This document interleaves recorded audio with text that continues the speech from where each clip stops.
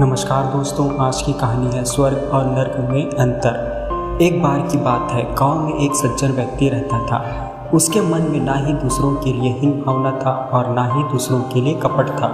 वह हमेशा स्वर्ग और नर्क के बारे में जानने के लिए उत्सुक रहता था। एक दिन सज्जन व्यक्ति भगवान से मिला। जब वह भगवान से मिला तो उसने पूछा, हे भगवान, क्या आप मुझे बता सकते हैं कि स्वर्ग और नर्क में क्या अंतर है? भगवान मुस्कुराए और उसे अपने लोक में ले गए। वहाँ दो बड़े दरवाजे थे। भगवान ने उसे पहले दरवाजे पर जाने के लिए कहा। सज्जन व्यक्ति ने पहला दरवाज़ा खोला। वहाँ उसने एक बड़ी सी टेबल देखी जिसके चारों ओर बहुत लोग बैठे हुए थे। टेबल के बीच में स्वादिष्ट भोजन का एक बड़ा सा बर्तन रखा हुआ था। वहाँ बैठे सभी लोगों के हाथों में बहुत बड़ा चम्मच था।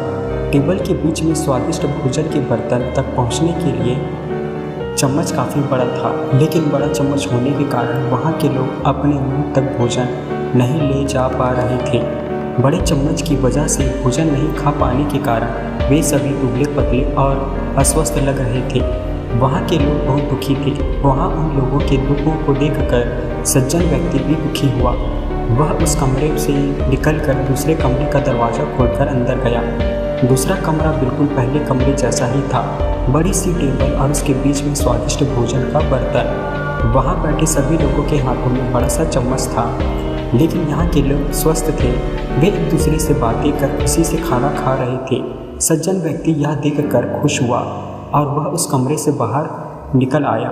फिर सज्जन व्यक्ति भगवान के पास गया और कहा, मुझे यह समझ बिल्कुल नहीं आ रहा है कि दोनों कमरे एक जैसे हैं, फिर भी एक कमरा दुख से भरा है और दूसरा सुख से भरा है।